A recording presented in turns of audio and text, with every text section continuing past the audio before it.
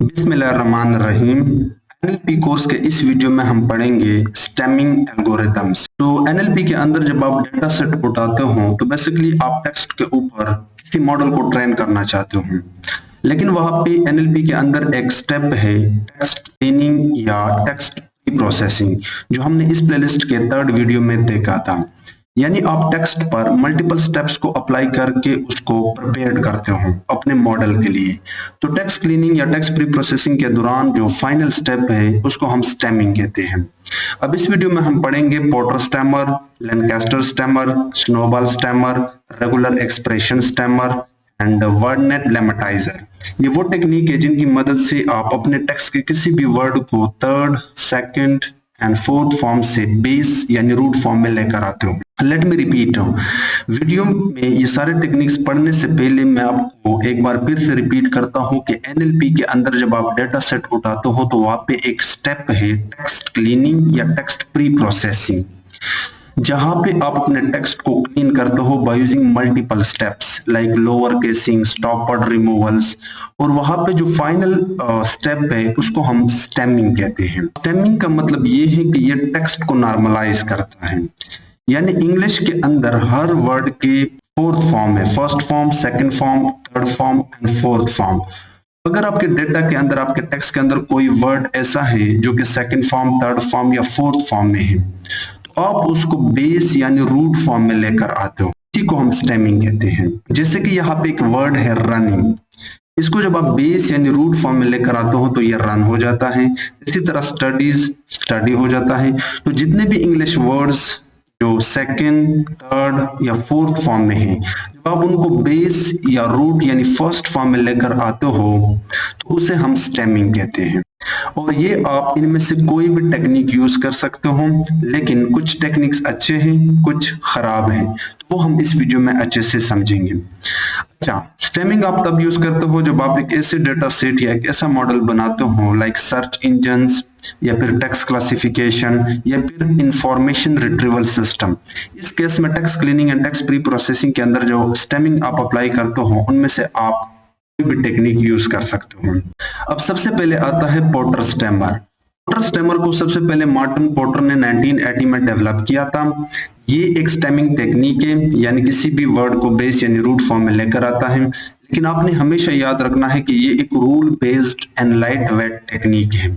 बहुत ही एग्रेसिव है। एग्रेसिव का मतलब ये है कि ये जब किसी वर्ड को फर्स्ट यानी बेस फॉर्म में लेकर आता है तो वो उसको कुछ हद तक डिस्टोर्ट यानी खराब करता है। जैसे कि कनेक्टेड 2nd फॉर्म है, लेकिन जब इसको बेस यानी रूट फॉर्म में लेकर आया तो यहां तक तो सही था। बट कुछ ऐसे वर्ड्स होते हैं लाइक रिलेशनल, इसको जब 1st फॉर्म रिलेट में लेकर आया तो यहाँ पे ई होता है, लेकिन पोर्टर स्टेमर यहाँ पे ई को हटाता है। ये इसकी डिसएडवांटेज है। इसके अलावा एडवांटेज ये है कि ये बहुत फास्ट है, बट डिसएडवांटेज ये है कि ये ओवर स्टेमिंग करता है, यानी वर्ड्स के 1st फॉर्म के कुछ लेटर्स को रिमूव करता है। ये जब आप कोड में यूज करते हो तो एनएलटीके के स्टेम से आप इंपोर्ट करते हो पोर्टर स्टेमर, फिर आप पोर्टर स्टेमर का ऑब्जेक्ट बनाते हो, देन पोर्टर स्टेमर के अंदर जाके स्टेम मेथड को वो वर्ड पास करते हो जिसको आप फर्स्ट यानी रूट फॉर्म में लेकर आते हो। इसको हम आगे कोड में देखेंगे। 2nd नंबर पे है लैनकास्टर स्टेमर। इसको डेवलप किया था Chris Paice and Gareth Husk ने। ये भी पोर्टर स्टेमर की तरह रूल बेस्ड टेक्निक है, लेकिन ये और भी एग्रेसिव है in comparison to Porter stemmer, क्योंकि ये वर्ड्स को सबसे ज्यादा खराब करता है। जैसे कि मैक्सिमम एक वर्ड है, इसको मैक्सिम किया। इसी तरह कैरिंग को जब 1st फॉर्म में लेकर आया तो इसको कार बनाया, हालांकि ये कैर होना चाहिए, और कैर की स्पेलिंग है CAR, तो यहां से ई को हटाया, तो ये वर्ड्स को और ज्यादा डिस्टोर्ट करता है। ये भी बहुत फास्ट है लेकिन लेस एक्यूरेट है, तो आप इनको ना ही यूज करें, ये फिर हम आगे देखेंगे। इसको भी आप एनएलटीके के स्टेम से इंपोर्ट करते हो, देन आप एक ऑब्जेक्ट बनाते हो एंड देन आप अप्लाई करते हो उस वर्ड के ऊपर जिसको आप रूट फॉर्म में लेकर आना चाहते हो। उसके बाद आता है स्नोबॉल स्टेमर। स्नोबॉल स्टेमर को मार्टिन पोर्टर ने डेवलप किया था। ये इंप्रूव्ड वर्जन है पोर्टर स्टेमर का, यानी जो पहला वाला था पोर्टर स्टेमर उसी का एडवांस यानी इंप्रूव्ड वर्जन है, इसीलिए हम इसको इंपोर्टर टू स्टेमर भी कहते हैं। इसकी सबसे जो एडवांटेज है वो ये है कि ये मल्टीपल लैंग्वेजेस को सपोर्ट करता है और ये बहुत ही एक्यूरेट एंड बैलेंस्ड है। तो जब भी आप रियल वर्ल्ड प्रोजेक्ट पे काम करते हो और टेक्स्ट क्लीनिंग के दौरान आप स्टेमिंग अप्लाई करना चाहते हो तो बाकियों के कंपैरिजन में आप इसी को यूज करें, क्योंकि ये मोर एक्यूरेट एंड बैलेंस्ड है और ये मल्टीपल लैंग्वेजेस को भी सपोर्ट करता है। एनएलटीके के स्टेम से आप इंपोर्ट करते हो, देन आप इसकी ऑब्जेक्ट बनाते हो और ऑब्जेक्ट बनाते वक्त यहाँ पे आप लैंग्वेज बताते हो। तो अगर आपका डाटा इंग्लिश में है आप इंग्लिश बताते हो, अगर फ्रेंच में है तो आप फ्रेंच बताते हो। उसके बाद आप अप्लाई करते हो उस वर्ड के ऊपर जिसको आप रूट फॉर्म में लेकर आना चाहते हो। देन आता है रेगुलर एक्सप्रेशन स्टेमर। तो ये कस्टम रेगुलर एक्सप्रेशन टेक्निक है जिसकी मदद से आप किसी भी वर्ड को रूट फॉर्म में लेकर आ सकते हो। यानी अगर आप बिल्ट इन टेक्निक्स यूज नहीं करना चाहते तो आप अपने हिसाब से बना सकते हो, क्योंकि ये डोमेन स्पेसिफिक टेक्स्ट पर काम करता है। ये भी आपको एनएलटीके के स्टेम से इंपोर्ट करते हो एंड देन आप इसकी एक ऑब्जेक्ट बनाते हो।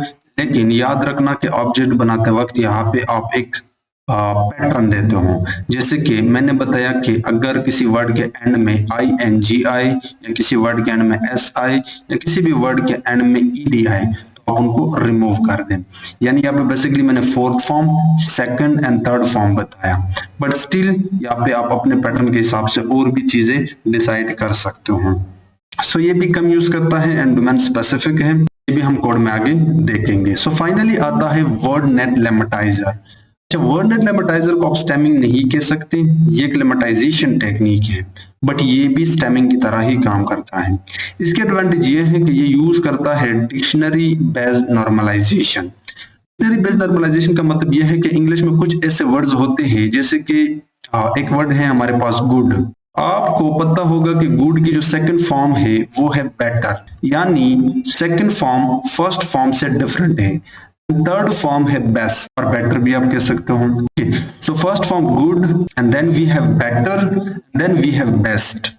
तो अब ये तीनों फॉर्म्स एक दूसरे से डिफरेंट हैं और अगर आपने ऐसा वर्ड जो first form, second form and third form एक दूसरे से डिफरेंट हो, उसको रूट एंड बेस फॉर्म में लेकर आनी हो तो उसके लिए वर्ड नेट लेमेटाइजर सबसे बेस्ट है। जैसे कि अगर बेटर को आपने फर्स्ट फॉर्म में लेकर आना है तो वो गुड है। इसी तरह वॉज एक वर्ब है, लेकिन जब आप इसको फर्स्ट फॉर्म में लेकर आते हो तो वॉज की फर्स्ट फॉर्म है बी। और होता है वर जो मल्टीपल यूजर्स के लिए यूज होता है इंग्लिश ग्रामर के हिसाब से। ये तीनों एक दूसरे से डिफरेंट हैं और इसकी थर्ड फॉर्म है I think been, if I am not wrong, BEEN, ये इसकी थर्ड फॉर्म है।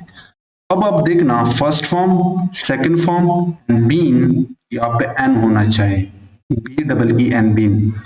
अगर आपने बीन को फर्स्ट फॉर्म में लेकर आना है या वॉज एंड वर को फर्स्ट फॉर्म में लेकर आना है तो उसके लिए भी वर्ड नेट लेमेटाइजर सबसे बेस्ट है। ये सबसे ज्यादा हाई एक्यूरेट है लेकिन ये स्लोअर है। ये भी आपको NLTK के स्टेम से इंपोर्ट करते हो वर्ड नेट लेमेटाइजर, देन आप ऑब्जेक्ट बनाते हो और यहाँ पे आप स्टेम के बजाय लेमेटाइज मेथड को कॉल करते हो और यहाँ पे आप वर्ड करते हो और यहाँ पे आप पार्ट्स ऑफ स्पीच बताते हो। आप नाउन पर अप्लाई करना चाहते हो, वर्ब पे अप्लाई करना चाहते हो, एडजेक्टिव पे अप्लाई करना चाहते हो, वो यहाँ पे आप डिसाइड कर सकते हो। तो चले अब हम कोड में इन सब को इम्प्लीमेंट करते हैं। तो अब आप कोड में देख सकते हो कि सबसे पहले आप NLTK लाइब्रेरी को इंपोर्ट करते हो और उसके लिए आपको ये चीजें डाउनलोड करने होंगे, पंकेट, वर्डनेट एंड पंकेट टैब। ये बिल्ट इन कुछ डिपेंडेंसी है जो NLTK के इन मॉड्यूल्स के लिए जरूरी है, तो आप इसको एज इट इज लिख सकते हो।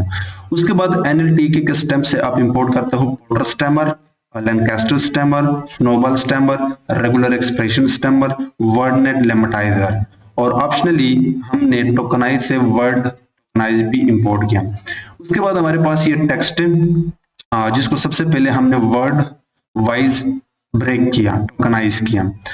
तो ये आप देख सकते हो अब हमारे पास हर वर्ड सिंगल कोटेड में आ रहा है, जिसके ऊपर हम आसानी से ये टेक्निक्स अप्लाई कर सकते हैं। तो सबसे पहले हमने पोर्टर स्टेमर का ऑब्जेक्ट बनाया एंड देन पोर्टर स्टेमर को 1 बाय 1 वर्ड पास किया। ठीक है, तो अब आप देख सकते हो यहाँ पे एनालाइजिंग जो था उसको इसने एनालाइज कर दिया एंड इसी तरह स्टडीज एंड रिलेटेड को इसने स्टडी एंड रिलेट किया। बट अगेन आप देख सकते हो इसने वर्ड को कुछ हद तक खराब किया यानी डिस्टॉर्ट किया। उसके बाद हमने लैंकास्टर अप्लाई किया सेम तरीके से, तो इसने वर्ड्स को और भी खराब कर दिया। देन हमने अप्लाई किया स्नोबॉल स्टेमर और यहाँ पे हमने लैंग्वेज बताया इंग्लिश।